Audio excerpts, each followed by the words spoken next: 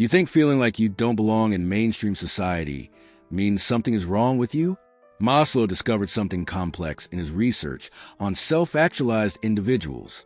He found that people who genuinely develop psychologically often experience what he called healthy alienation, a sense of not quite fitting conventional society, not from pathology, but from having developed beyond certain collective norms.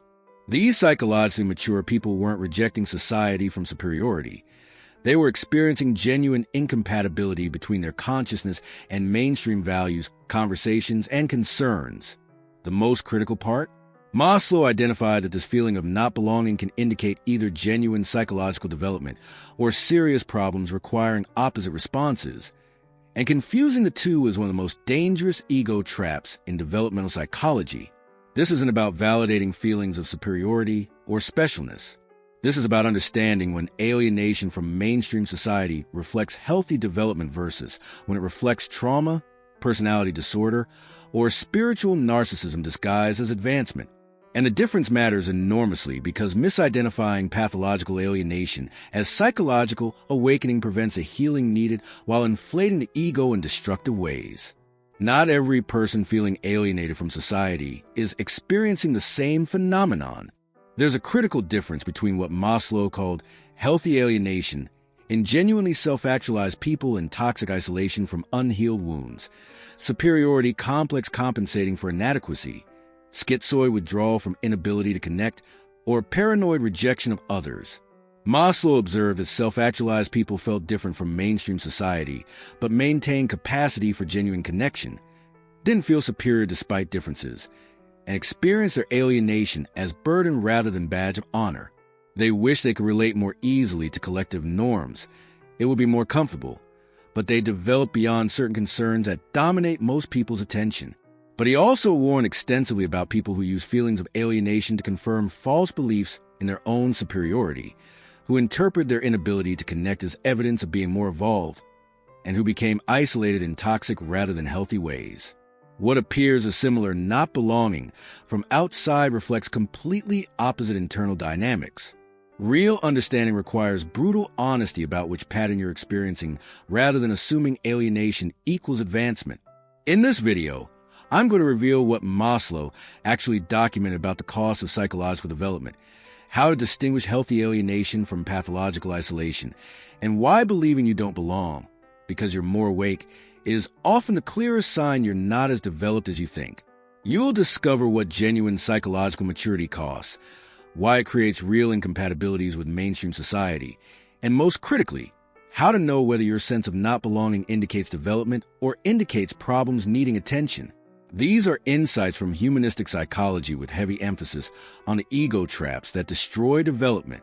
By the end, you'll understand whether your alienation is healthy or toxic, and why the question itself matters more than comfortable answers. This isn't a video validating feelings of being special, more evolved, or too advanced for normal society. This is psychology providing diagnostic framework to distinguish between patterns that look similar but require opposite responses, with particular emphasis on the dangers of misidentifying isolation as awakening. This video is for people feeling alienated from mainstream society, who want honest assessment rather than flattery, who can handle examining whether their alienation reflects development or problems. If you feel like you don't fit conventional society, if you find mainstream concerns shallow or irrelevant, if you struggle to relate to people operating from different values, you need to understand what's actually happening, and whether it's something to honor or something requiring different work. Critical warning. If this video makes you feel superior or confirmed in your specialness, that's the clearest sign you're experiencing the pathological pattern, not the healthy one. If you're ready for honest examination rather than validation, keep watching. Think about the last time you were in mainstream social situation, party, workplace gathering, casual conversation. Notice what you experienced. Was it compassionate recognition that people were operating from different concerns than yours, combined with capacity to engage genuinely when you chose to? Or was it contempt, frustration, feeling superior to people you judged as less aware, combined with an ability to connect even when you wanted to? That distinction is everything. Maslow understood that genuine psychological development does create distance from collective norms. You're working on different challenges, interested in different questions, operating from different values. But he was adamant that this distance comes with humility, compassion, and continued capacity for genuine connection, not with superiority, contempt, and hostile isolation. The psychological weight of healthy alienation is burden. You prefer to fit more easily. You miss the comfort of relating through shared collective concerns. You feel lonely because fewer people can relate to where you actually are. But the psychological weight of pathological alienation disguised as awakening is satisfaction. You feel confirmed in your superiority. You're glad you're not like them. You interpret your isolation as evidence of advancement. If your alienation feels like achievement, you're almost certainly in the pathological pattern regardless of how awakened you believe yourself to be. Maslow's research provides framework, but must be balanced with warnings he himself emphasized. He documented that self-actualized people showed certain characteristics that created distance from mainstream society. They were autonomous rather than conformist. They were guided by internal values rather than external approval. They were task-centered rather than ego-centered. They perceived reality more accurately, including uncomfortable truths others avoided. And they were motivated by growth rather than deficiency. These characteristics genuinely do create incompatibility with societies organized primarily around conformity, status-seeking, and deficiency motivation. But, and this is crucial, Maslow found these people also maintain profound humility, genuine compassion for all people regardless of development level, continued capacity for deep intimacy and connection, and recognition that their development came from fortunate circumstances more than personal virtue. They didn't feel superior. They felt different and sometimes lonely. The psychologist Scott Barry Kaufman studied transcendence and healthy personality, finding that the healthiest, most developed people show what he calls balanced integration. They transcended certain concerns but remain grounded, connected, and humble. They don't use their development as identity or weapon. The philosopher Ken Wilber extensively documented what he calls the pre/trans fallacy, confusing pre-rational, primitive, undeveloped states with transrational, post-conventional, highly developed states. He found that many people claiming to be beyond conventional society are actually operating from pathological narcissism or schizoid isolation, misinterpreting their dysfunction as transcendence. The clinical psychologist Craig Malkin studied narcissism and documented that people with narcissistic personality disorder often claim to be more evolved, more conscious, or more aware than others as defense against deep inadequacy. Their grandiosity masquerades as spirituality or psychological development. But here's what Maslow actually documented about genuine costs of psychological development and how these differ completely from pathological isolation disguised as awakening. First, genuine cost. Cognitive loneliness from perceptual differences. When you develop superior reality perception, seeing patterns, dynamics, or truths that others filter out, you experience genuine cognitive loneliness because you can't share what you're seeing. This isn't superiority. It's isolation. The difference. You wish others could see what you see so you could connect rather than feeling glad they can't see because it confirms your specialness. If your reaction to others not understanding is they're not evolved enough, rather than sadness about the disconnection, you're a narcissistic pattern, not developmental one. Second, genuine cost. Value incompatibility, creating relationship limitations. When your values shift from deficiency-based, security, status, achievement, to growth-based, meaning, authenticity, contribution, you have less in common with people still primarily focused on deficiency concerns. This legitimately limits relationship options.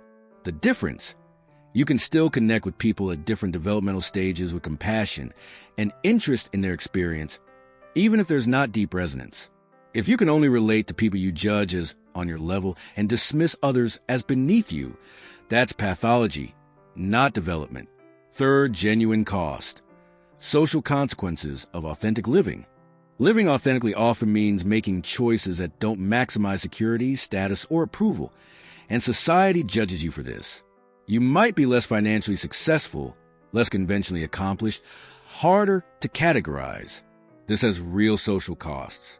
The difference, you accept these costs as worth it for living authentically, not as proof you're superior to people making different choices.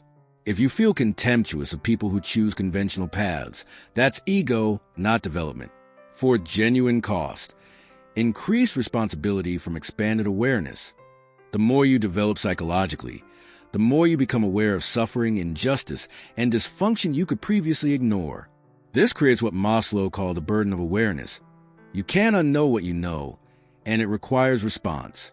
The difference: this burden makes you want to serve and contribute, not separate and judge. If your response to expanded awareness is, everyone else is blind and I'm special for seeing, that's narcissism, not development. Fifth, genuine cost: loss of comfort in collective unconsciousness. There's genuine comfort in operating from shared assumptions, collective norms, and unexamined beliefs. Development means losing that comfort because you question what others accept. This is real loss. The difference: you recognize this loss with some grief while also valuing what you've gained. If you feel only contempt for people who have that comfort, you're compensating for unmet belonging needs, not experiencing healthy development. Sixth, genuine cost: difficulty maintaining relationships built on old identity. As you develop, relationships based on who you were rather than who you are becoming strain or end. This is painful even when necessary.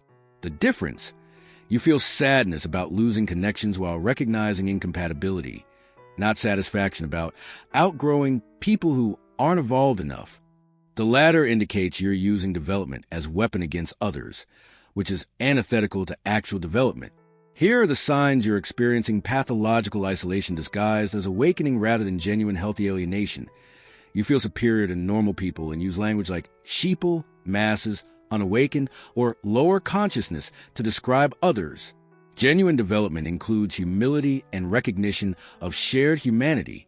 You're isolated, but tell yourself it's because you're too advanced for others rather than examining whether you have connection difficulties that need healing. Genuine development maintains capacity for connection. You use your awareness or consciousness as shield against criticism or examination. Anyone who challenges you is not evolved enough to understand. Genuine development remains open to being wrong. You spend significant energy discussing how aware/evolved/conscious you are relative to others. Genuine development stops tracking itself comparatively. You've surrounded yourself only with people who confirm your special status and avoid anyone who might challenge your self-concept. Genuine development seeks challenge and growth. You feel contempt, frustration, or anger toward people operating from lower concerns rather than compassion. Genuine development increases compassion, not contempt. You're using your alienation from society to avoid practical responsibilities like earning income, maintaining relationships, or addressing problems. Genuine development includes grounded engagement with practical reality. You have history of trauma, personality disorder, or severe social anxiety that you're reframing as spiritual advancement rather than addressing therapeutically. Genuine development includes healing wounds, not bypassing them. If you recognize these signs in yourself, your sense of not belonging likely reflects unhealed trauma, personality pathology, or defensive isolation rather than genuine development, and interpreting it as awakening prevents the healing work actually needed. This is brutally uncomfortable to confront, but it's essential because the pathological pattern destroys your life while feeling like vindication. You become increasingly isolated, increasingly contemptuous, increasingly convinced of your superiority, while your actual functioning decreases and your suffering increases. Meanwhile, people experiencing genuine healthy alienation show a different pattern. They feel different but not superior, lonely but not contemptuous. They can engage with mainstream society when needed, even if it's not deeply satisfying. They maintain close relationships with people at various developmental levels. They use their development in service rather than as identity. They remain humble about how much they don't know and open to being wrong. They feel compassion for struggles they transcended rather than contempt for people still facing them. They continue developing rather than deciding they've arrived. They can function practically in conventional society, even while not being primarily oriented toward conventional values. They experience their alienation as cost they accept rather than as achievement they celebrate. The transformation required when you recognize you've been misidentifying pathological isolation as awakening is painful but necessary. Remember that sense of being special, more evolved, too advanced for normal society that's been organizing your identity? Recognizing it as defensive grandiosity rather than accurate assessment requires demolishing a structure you've built your self-concept on. But here's what that recognition makes possible. You can pursue actual healing for the trauma, wounds, or personality patterns creating your isolation rather than spiritualizing dysfunction. You can develop genuine humility that supports continued growth rather than grandiosity that arrests development. You can build real connections based on authentic presence rather than remaining isolated in your supposed superiority. You can use whatever genuine development you have in service rather than as weapon against others. You can become actually psychologically healthy rather than just convinced you're more evolved than others. The path forward requires, first, examining whether you're experiencing healthy alienation or pathological isolation honestly rather than defending your preferred narrative. Second, if pathological, pursuing therapy specifically for narcissistic patterns, trauma, or whatever is actually operating. Third, practicing radical humility, recognizing you don't know how developed you are, and that believing you're more evolved than others is almost always the clearest sign you're not. Fourth, rebuilding capacity for genuine connection with people at all levels without judgment. Fifth, shifting from using development as identity to using it, if you have genuine development, in service. Here's the ultimate truth Maslow emphasized that most people miss.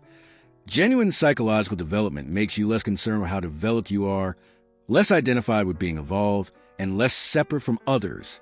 The more you develop, the less you talk about your development, and the more you just live from developed consciousness without calling attention to it.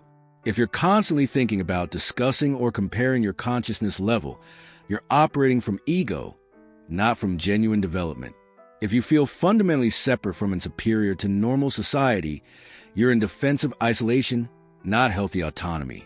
If your alienation brings satisfaction rather than occasional sadness, you're compensating for unmet needs, not experiencing transcendence.